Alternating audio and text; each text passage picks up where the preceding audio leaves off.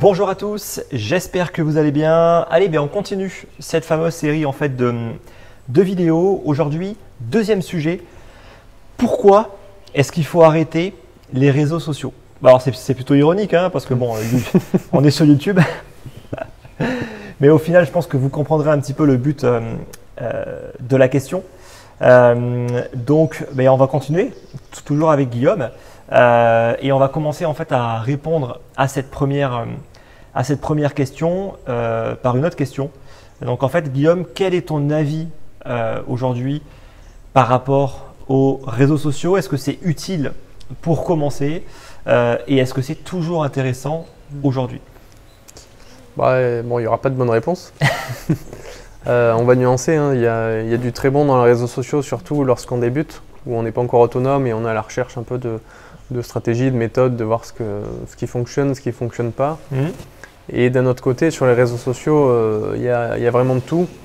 Et souvent, en plus, on a tendance à montrer ce qui marche et pas ce qui ne marche pas. Donc, on va avoir une vision un peu faussée comme la vie des gens sur Instagram. On prend la vie des gens est merveilleuse sur Instagram et dans la réalité, c'est tout autre chose. Et pour l'investissement, ça va être exactement la même chose.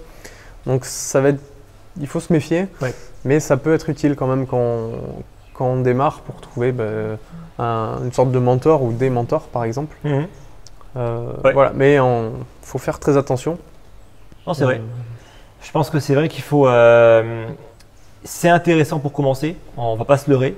Si on commence, on veut apprendre à investir, j'ai envie de te dire, oui, on peut très bien le faire sans, mais il y a du bon. Voilà, on ne va pas faire que cracher dessus. Il y a du bon, il y a du mauvais. Moi, je pense qu'il ne faut pas être naïf. Il ne faut pas croire le premier venu en fait sur tout ce qu'il va pouvoir dire. C'est pas parce qu'une personne a l'air de maîtriser un sujet qu'il le maîtrise. Ça aussi, c'est important de le comprendre.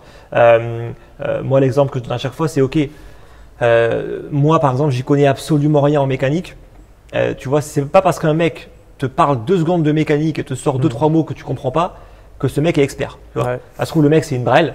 Et juste, voilà, il a appris ça. Et c'est pareil, en trading ou en investissement, c'est pas parce qu'un mec un mec ou une femme, peu importe, mais fait de l'analyse technique, parle de choses qui vous semblent, on va dire, complexes, avec des mots que vous ne comprenez pas, que cette personne est compétente et expert en quoi que ce soit. Donc ça, c'est important quand même de le dire.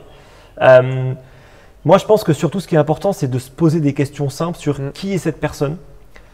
Déjà, en fait, est-ce que cette personne, s'il fait du trading, est-ce que c'est un trader? Vraiment la question de base, mais je peux vous assurer que poser la question, est-ce que tu es trader et est-ce que tu vis du trading? Et en général, là, vous pouvez… Et depuis combien de temps? Surtout, depuis combien de temps? Et je pense que là, vous pouvez déjà mettre de côté une bonne partie de tout le contenu que vous allez trouver en fait sur les réseaux sociaux. Après, il faut quand même chercher des gens d'expérience. Si vous cherchez des mentors, des gens qui ont moins de 5 ans d'expérience, ça va être compliqué parce qu'ils n'auront pas assez de vécu pour vous apporter quelque chose. Moi, avant de me lancer sur YouTube, j'avais quand même déjà, allez, on va dire entre 3 ans d'expérience dans ce marché. Je n'avais pas forcément l'expérience que j'ai maintenant, mais je n'étais pas un débutant. Ce qu'on voit aujourd'hui, c'est des personnes qui débarquent dans les cryptos et en fait, ils font une chaîne. Alors après, ils font une chaîne pourquoi? Pour plusieurs raisons. Ça, on pourra en parler après. Mais en tout cas, c'est vraiment important en fait de se poser ces questions dans le cadre même d'un trader. Où est-ce qu'ils vivent? Pour être honnête, quand tu es rentable en trading et que tu gères un certain capital, 6 chiffres, 7 chiffres et plus, on n'est pas en France. Voilà. Il n'y a pas de secret, on va être cash, on n'est pas en France. Ça peut être le cas, peut-être qu'il y aura forcément quelques exceptions, mais c'est pareil. Mais en réalité, quand tu as la liberté de pouvoir travailler où tu veux, quand tu as la liberté de pouvoir vivre dans des endroits où il y a une fiscalité qui est extrêmement avantageuse et qu'on ne se fait pas rincer en fait par l'État, et même vivre dans un endroit qui est peut-être meilleur que là où on est actuellement, parce qu'il y a des pays qui sont excellents, on va dire, en termes de qualité de vie, il y a quand même peu de chances qu'on décide de rester là où on est, tu vois. Donc c'est quand même rare. Je dirais pas que c'est pas impossible, mais c'est quand même rare. Et ensuite, est-ce qu'ils vivent du trading ou de l'affiliation des publicités YouTube, mais l'affiliation, ça rapporte beaucoup plus, ou même de vente de produits en tout genre. Ça peut être des e-books, ça peut être des formations ou tout ce que vous voulez. Alors là, j'en vois certains venir. Ah, mais toi aussi, tu vends des formations. Oui, effectivement. Alors, je vends plus qu'une formation en réalité. C'est justement quelque chose que je fais avec Guillaume. On vend tout un service, tout un panel de services et de formations. Mais pour être totalement transparent avec vous, si demain je l'arrête, je m'en fous complètement. C'est-à-dire que le revenu que ça me rapporte aujourd'hui, il est ridicule par rapport à toutes mes autres activités dans les cryptos, trading personnel, investissements divers, gestion de fonds, etc. etc. Et c'est même pour ça que je peux me permettre de ne pas faire de vidéos durant un mois ou deux. Parce qu'en fait, j'ai aucun intérêt réel de vendre. En tout cas, il n'y a pas la motivation de l'argent. C'est pas un besoin pour vivre. Alors que ceux qui font des vidéos tous les jours, posez-vous la question de pourquoi est-ce qu'ils le font. Parce que pour être honnête, pour tenir cette cadence, il faut une certaine motivation. Et à mon avis, s'il n'y a pas un intérêt financier derrière, c'est compliqué. Je vois pas trop des gens tenir très longtemps. Donc voilà, et je pense qu'il faut se poser en fait ces questions parce que c'est important. L'affiliation, ça rapporte énormément. Ça, il faut le dire. Je ne vais pas forcément commencer à donner vraiment des chiffres précis parce que j'en ai. Mais ça, voilà, quand je dis énormément, c'est par mois. Un youtubeur crypto qui a une audience qui est correcte, on va dire qui fait 10, 20, 30 000 vues par vidéo, il peut gagner un salaire de ministre, voilà, sans aucun problème. Donc il faut le dire parce que je pense que sinon les personnes pourraient ne pas forcément comprendre. Ensuite, c'est aussi intéressant pour avoir des avis contraires, parce que notre avis c'est bien, mais il ne faut pas être enfermé uniquement dans son propre opinion et son propre avis. Et il faut être ouvert justement aux autres types de scénarios ou de propositions qu'on peut avoir et c'est intéressant pour ça. Surtout en plein marché haussier ou en fin de vague haussière. C'est surtout là où tous ceux qui vont dire par exemple de réduire le risque, de plutôt prendre des profits, de faire attention, sans dire de sortir du marché parce qu'on n'en sait jamais rien, mais de faire attention, ils vont passer pour des fous. Ils vont se faire harceler, tout simplement. Et c'est intéressant d'avoir ce rappel, si nous on oublie un peu tout ça, qu'on n'a pas l'expérience, d'avoir des rappels de ces gens-là qui ont déjà du vécu et qui sont déjà fait rincer dans le passé. Et du coup, ils connaissent, ils ont déjà vécu les choses.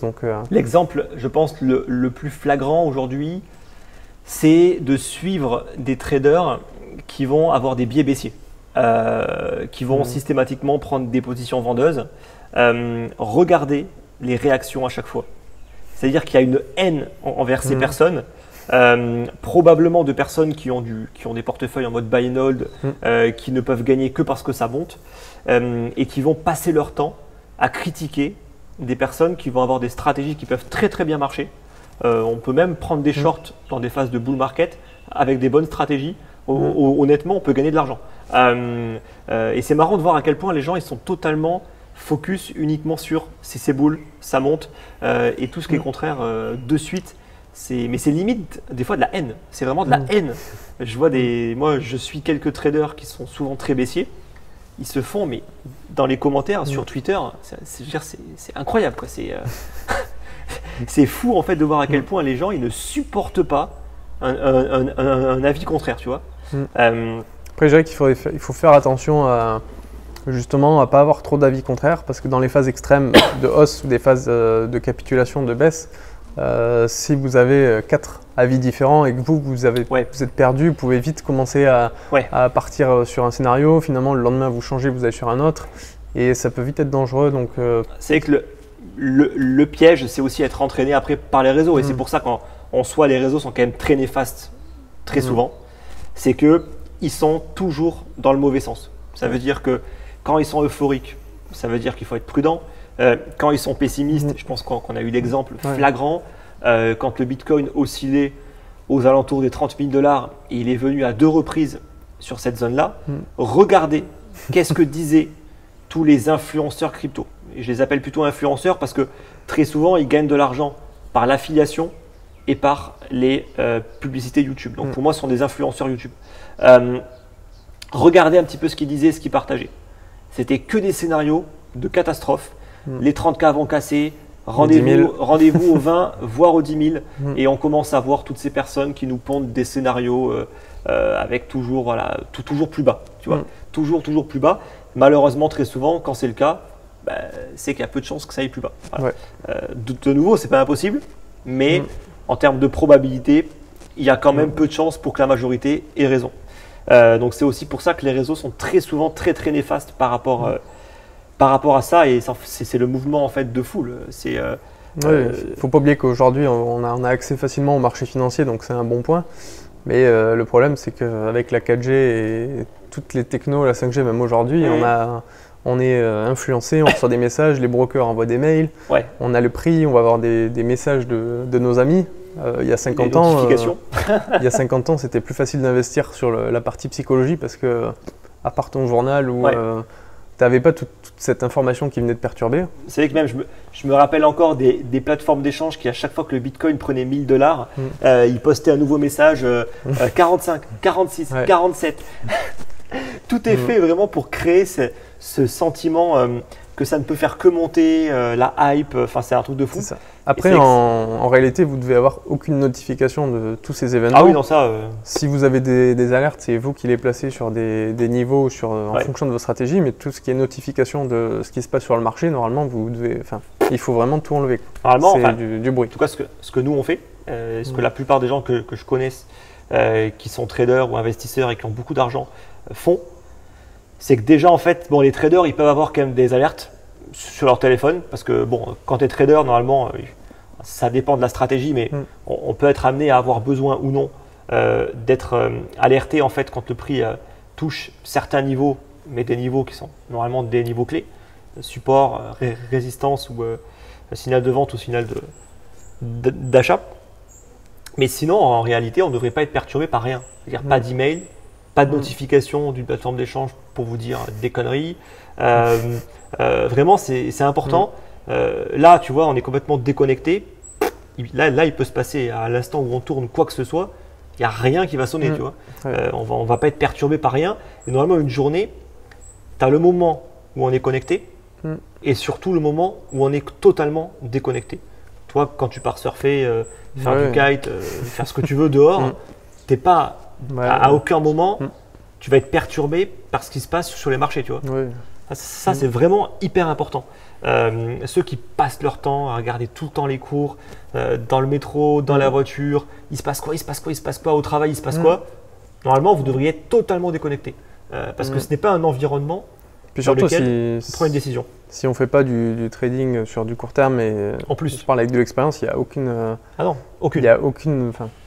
On n'est pas censé, ou alors une fois par jour, même une fois par semaine, ou voire une fois par mois, ça suffit, quoi. Franchement, si tu fais du buy and hold, tu fais un peu de gestion active, tu attends vraiment les niveaux clés à l'achat et à la vente, techniquement, tu peux rester une semaine sans regarder les cours.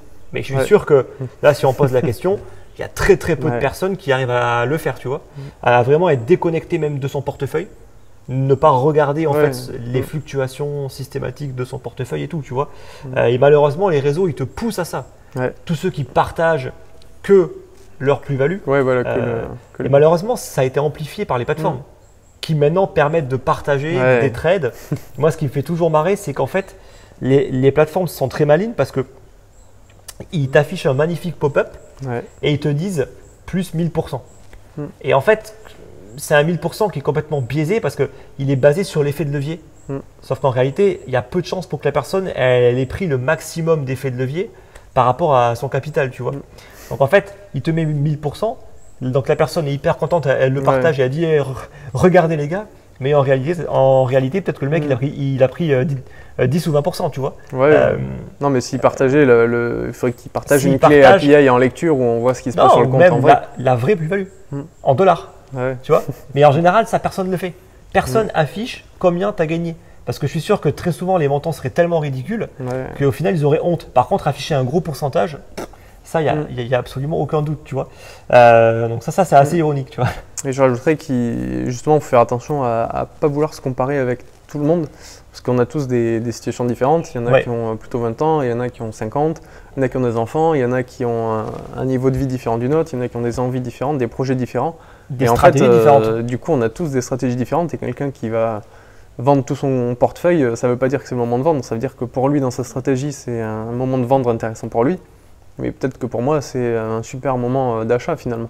Ouais. Donc il faut faire attention à pas trop se comparer avec les objectifs, les plus-values, le capital des uns des autres, parce qu'on est vraiment tous différents. Même par rapport aux prises de décision, très souvent il y a ces personnes qui sont tout le temps surveillées, et puis tu auras des personnes qui vont dire « Ah mais telle personne a dit qu'il avait acheté. » Ok.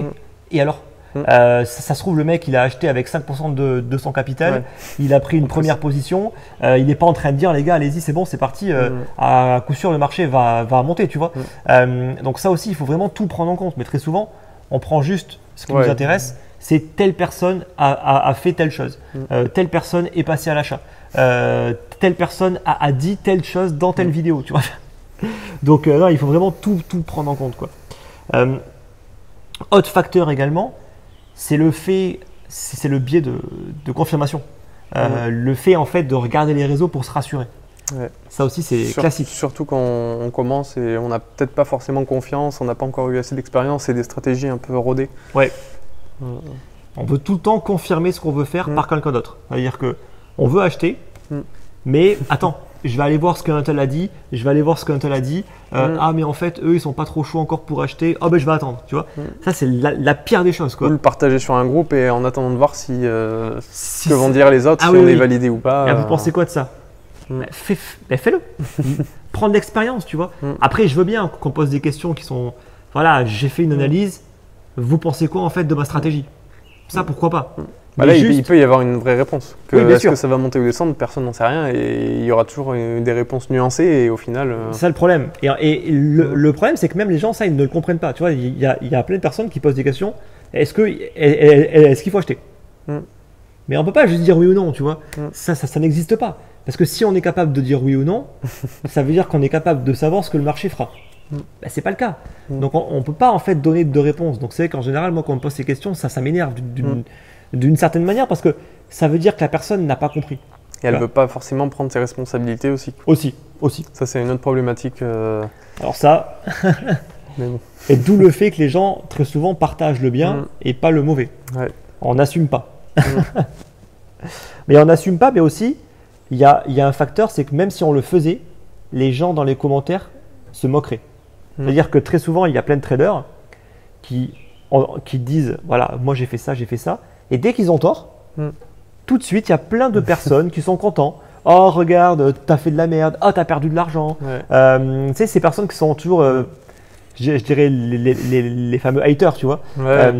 Alors qu'au final, le mec, il s'en branle, parce qu'aucun trader a 100% de taux de réussite sur un trade, tu vois. Même dans la vie en général, moi je me rappelle dans l'entreprise où je travaillais avant, où pas mal de gens avaient des comptes avec les actions de l'entreprise et donc ils avaient gagné beaucoup d'argent et pendant le crash Covid, ils avaient perdu la moitié et tous ceux qui n'avaient bien sûr pas investi dans l'action étaient là à dire vous voyez, il ne vous reste plus que la moitié. Ça c'est le classique. Et voilà, bon. Moi à chaque fois ces personnes-là, ils m'exaspèrent, vraiment ils m'exaspèrent. Et en fait ce qui mériterait, c'est que quand justement on gagne, on leur envoie une petite capture d'écran, voilà, j'ai peut-être perdu ça, mais regarde ce que j'ai gagné. Mais bon. En fait, en vrai, ça on le fait pas. Pourquoi? Parce que je pense que dans la plupart des cas, les personnes qui gagnent beaucoup d'argent, ils sont très humbles. Ils sont pas. Personne n'est là à publier. Mais oui, en fait, nous, on s'en fout, tu vois. On n'est pas là en train de dire j'ai gagné tant. Mais par contre, dans l'inverse, dès qu'on perd de l'argent et que ça se sait, tout de suite, les petits rageux, ceux qui n'ont jamais gagné, qui sont là en train de. Et c'est vrai que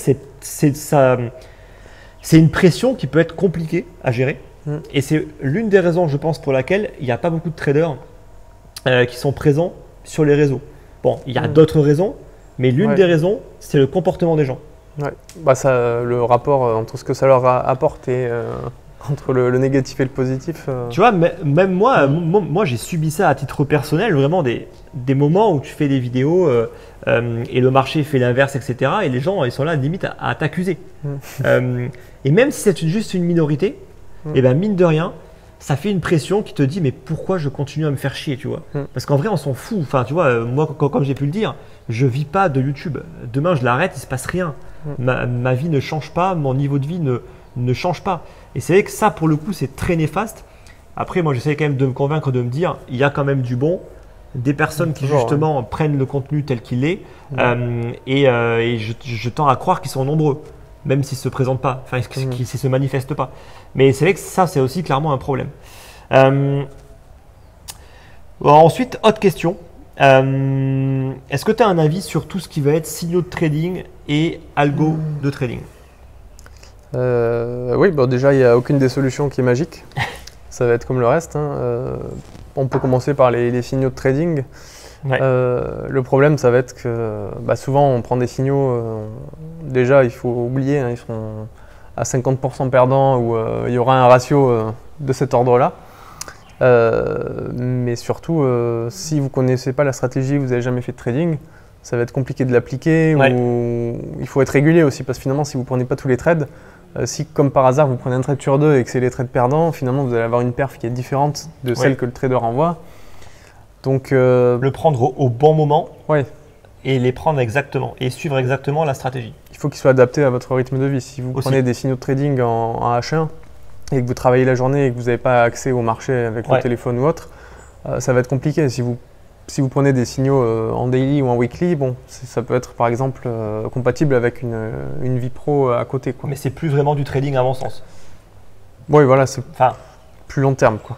C'est vraiment du trading dans une optique à plus long terme, donc soit vraiment du swing, ou ce que moi je pourrais appeler plus de la gestion active, quoi. C'est j'ai un portefeuille, voilà, je le gère de manière un petit peu active en fonction du cycle, mais c'est pas vraiment du. Enfin, moi en tout cas, le trading pour moi, c'est vraiment plus quand même sur du court terme. Mais c'est vrai que des fois, c'est l'espace de quelques minutes. Quand tu as un breakout, ça peut très très vite partir. Et si on n'est pas là, c'est fini. On prend le trade peut-être 5 ou 10% plus haut, mais sauf que la gestion du risque est plus du tout la même. Donc ça, c'est très complexe. C'est pour ça qu'il y a le copy trading qui va automatiquement prendre les positions. Et là, le problème, c'est que très souvent, les gens vont avoir un aspect critique. C'est-à-dire qu'ils vont voir ce qui se passe, ils ne vont pas comprendre ce qui se passe, parce que très souvent, ils ne sont pas traders. Puis même la société ne donne pas forcément toutes les infos sur la stratégie. Et ils vont intervenir. Et ils vont dire non, je coupe. Non, en fait, ce qu'ils font là, je ne suis pas d'accord. Et en fait, c'est là où malheureusement, on vient y apporter des interférences humaines qui peuvent complètement tout biaiser. Alors, après, parfois, on peut suivre des stratégies qui sont mauvaises avec des personnes qui sont mauvaises et qui effectivement prennent beaucoup de pertes. Et dans ce cas-là, il faut arrêter. Après, voilà, souvent les gens ont tendance à gérer finalement le compte avec la stratégie comme si c'était une crypto. Et ils vont vendre quand ça baisse et acheter, rentrer dans le fond quand c'est beaucoup monté. Donc, finalement, on retrouve tous les comportements de base et le mieux, c'est de laisser faire, de faire confiance. Et si vous posez trop de questions, c'est qu'il y a trop d'argent ou que vous n'avez pas assez creusé ou vous n'êtes pas assez formé pour comprendre ce qui se passe. Je pense que le plus important pour se lancer là-dedans, avant tout, c'est de comprendre qui sont les gens derrière. Ça, je pense que c'est la base. C'est qu'est-ce qu'ont fait ces personnes-là? Est-ce qu'ils ont eux-mêmes gagné par le trading et est-ce qu'ils développent une activité? Est-ce qu'ils n'ont jamais été traders indépendants? Et au final, ils ont fait un peu de trading. Et là, ils se sont dit, tiens, vas-y, on fait un business dans le trading. Posez-vous des questions. Est-ce que ça peut réussir?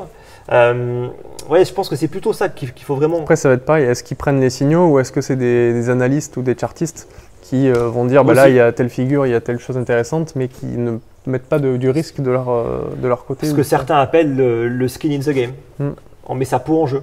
Ça change tout. Ça change absolument tout sur la gestion. Ça, moi, je peux le dire, c'est moi qui fais de la gestion où vraiment il y a de l'argent en jeu et il y a également notre argent en jeu.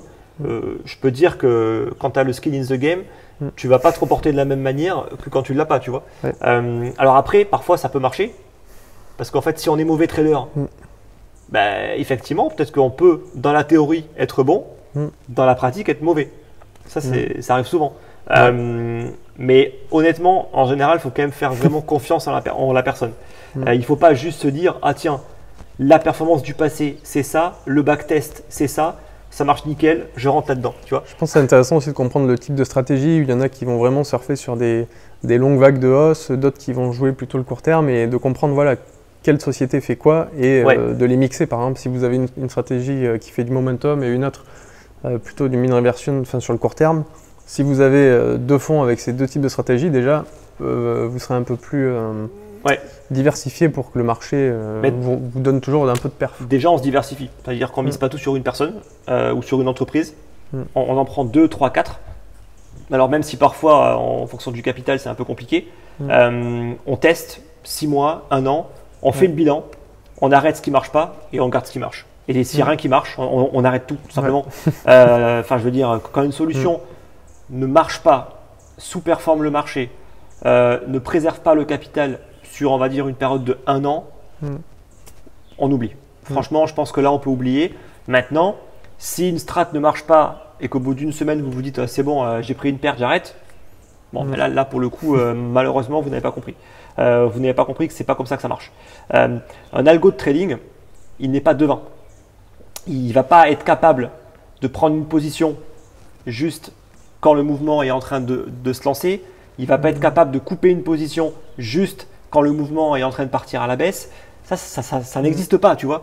Et très souvent, les gens, ils pensent que algo trading, ça veut dire ça. 100% de réussite. Et tu sais, ils sont là, le marché baisse, oh mais l'algo, il est encore exposé. Et c'est là, en fait, où je me dis que les gens, ils n'ont rien compris. Et en fait, ils ne comprennent pas comment ça peut marcher parce que tout simplement, ils ne le font pas. Et si on ne comprend pas, soit on fait confiance et on fait vraiment confiance et on laisse faire, soit on le fait pas. Soit on le fait pas. Mais arrivé à un moment, voilà, il faut juste comprendre les choses. Et ça, les réseaux sociaux influencent aussi. Par exemple, on va avoir plein de gens qui vont se lancer dans telle société de gestion. Et d'un coup, il peut y avoir vraiment un effet de foule où tout le monde y va, ça marche, du coup, il y en a d'autres qui arrivent. Ça marche sur du court terme. Voilà, il faut faire attention aussi à ce qu'on peut voir sur, encore une fois, les réseaux sociaux, que ce soit des résultats de sociétés de gestion ou que ce soit leurs perfs perso, il faut faire très attention. Et surtout, on fait attention au backtest. Ça, c'est autant valable. Alors, un peu moins sur le trading, parce que il ne peut pas y avoir de backtest en fait sur du trading. C'est-à-dire que si une personne vous vend du backtest sur du trading, il se fout de votre gueule, vraiment. Parce qu'en vrai, un trader dans le passé, c'est le meilleur du monde, tu vois. Le mec, il va tout faire parfaitement. Même si on veut être objectif, en vrai, c'est impossible. Tu vois. Alors, un algo de trading, par contre, il peut faire du backtest. Mais en général, c'est encore du bullshit. Pourquoi ? Parce que le marché, il évolue tellement que l'algo devra évoluer avec le marché. Donc, un algo qui marche en 2017 ne marche pas en 2020, 2021. Et un algo qui marchait en 2020, 2021, à mon avis, ne marchera pas en 2022, 2023. C'est là que l'équipe est importante parce que s'il n'y a pas de traders ou de gens expérimentés, ils ne verront pas les changements. Et la stratégie, jusqu'à ce qu'il coule, elle va rester online. Donc le plus important, c'est le réel. Vraiment, c'est le réel. C'est qu'est-ce qu'ils ont fait quand leur stratégie fonctionnait et tournait réellement. Et tout le reste, c'est du bullshit marketing, juste pour faire des beaux graphiques. Et en général, le backtest, il n'a qu'un seul intérêt. Et je me suis bien renseigné en fait dessus parce que justement, moi j'ai une boîte de gestion où on fait des fact sheets, mais il n'y a aucun backtest. Et si on fait des backtests, c'est pour une seule raison. C'est pour avoir le graphique parfait. C'est notre stratégie qui monte en ligne droite, le Bitcoin qui fluctue. Et pour avoir ça, c'est très simple. On met 2-3 ans de backtest, ça marche nickel. Donc forcément, la perf, elle est super forte. Et même si le réel est pourri, on aura quand même une courbe qui va faire que monter, tu vois. Et ça, c'est typique. Et malheureusement, honnêtement, dans la plupart des cas, tout le monde fait ça. J'ai rarement vu des fonds qui mettaient des fact sheets uniquement sur du réel. En général, ils mettent toujours du backtest. Et c'est uniquement pour ça. Voilà. Donc c'est du bullshit marketing juste pour paraître bien. Mais ça, il faut vraiment bien en avoir conscience, quoi. Donc voilà un petit peu par rapport à ça. Tu avais d'autres trucs ou pas à rajouter par rapport aux algos et au trading et au copy trading? Non, il y a les mêmes phénomènes sociaux dont on a parlé. Ouais. Voilà, après il faut faire attention vu qu'on est quand même des animaux sociaux à la base. et qu'aujourd'hui on est tous hyper connectés, on a toujours notre téléphone sur nous, on le regarde plusieurs dizaines de fois par jour. C'est un de nos points forts et de nos points faibles en même temps. Donc je dirais qu'il faut quand même vraiment se méfier de toutes les informations qui nous arrivent sans qu'on les demande par le téléphone, surtout dans tout ce qui est finance. Donc enlever vos moyens de consulter votre portefeuille sur votre téléphone par exemple, ça sert à rien. Ça sert à rien. Il y a plein de choses, voilà, il faut vraiment vous déconnecter et regarder quand c'est nécessaire. Même moi, j'ai même pas d'outils sur mon ordi pour savoir combien j'ai réellement, tu vois. Il faut pas. Et pour savoir combien j'ai au total en fait d'argent, c'est un calcul qui est compliqué que je ne fais pas, tu vois. Après, à quoi faut se demander l'utilité aussi après. En fait, il n'y a aucun intérêt, mis à part se mettre une pression psychologique à se dire ah mais j'ai perdu X milliers d'euros, il faut que je les regagne, ou alors ah j'ai pas encore atteint mes 1 million, attends je suis à 800 000, enfin tu vois ça, pour moi ça ne peut être que néfaste, sauf dans le cas où on s'est fixé des paliers pour des raisons personnelles, à dire voilà mon portefeuille atteint tant d'argent, là je commence à vendre. Ça permet de se mettre une limite et de commencer à vraiment atteindre ses objectifs et de ne pas attendre le marché pour commencer à encaisser. Pourquoi pas dans ces conditions-là, why not? Mais sinon, ça ne sert à rien. Et je pourrais vous conseiller un livre qui est La psychologie des foules de Gustave Le Bon, qui est un livre qui est assez ancien. Et quand vous le lirez, il est disponible en audio aussi, si vous n'avez pas forcément le temps de lire. Et il est assez intéressant parce que tout ce que le livre décrit, vous le verrez dans votre vie de tous les jours, alors que le livre a été écrit il y a longtemps. Donc voilà, l'humain ne change pas. Et à mon avis, de manière amplifiée. Ah oui, oui. Mais amplifiée x 100. Parce que entre il y a 50 ans et maintenant, en termes de communication, je pense que le monde est complètement différent. Donc les biais psychologiques et les mouvements de foule et les comportements moutonniers, ils ont été multipliés par X. Et donc sur les cryptos, où justement on est sur un marché libre, où on laisse exprimer chaque être humain et chaque émotion humaine dans des comportements. Et puis la tendance ira avec toute la nouvelle génération qui est encore plus connectée que nous-mêmes. J'avoue. Je pense que ça ira pas en s'améliorant. Donc voilà, c'est vraiment un axe de travail que je trouve intéressant ça ira pas en s'améliorant, mais par contre, ça va toujours au final nous permettre, tant qu'on a des marchés qui sont libres, d'avoir des phases d'opportunité et des outils en fait tout simplement pour gagner de l'argent, tout simplement. Parce que si on n'avait pas effectivement tous les réseaux sociaux et tout ça, est-ce que le marché des cryptos il aurait ces types de comportements, tu vois? Pas sûr. Ah non, je suis vraiment pas sûr. Donc pour le coup, bon, ça c'est un long débat, mais mais en tout cas voilà. Donc voilà un petit peu. Donc pour conclure, les algos de trading, c'est pas des solutions magiques. En général, aucune stratégie en fait n'est parfaite. Il y aura des phases où un algo sera meilleur que d'autres. Un algo pourra jamais être le meilleur dans tous les cas de figure. Il y aura des moments où ils seront moins bons et c'est pas pour autant qu'il faut également les arrêter. Maintenant, il y en a qui sont très mauvais. Quand un algo ne préserve pas le capital et sous-performe le marché, sur 6 mois, 1 an, bon, clairement, c'est un échec. Voilà, c'est un échec et ça, il faut le dire. Et c'est pour ça que je vais faire une vidéo justement pour parler un petit peu de tout ça.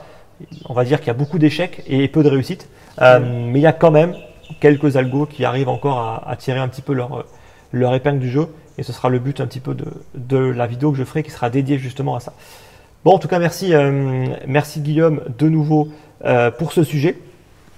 Le prochain sujet qu'on va aborder ensemble, il sera intéressant, bon, mais comme toutes les vidéos, mais, mais pour le coup, on va parler de la meilleure stratégie d'investissement, notamment sur les altcoins.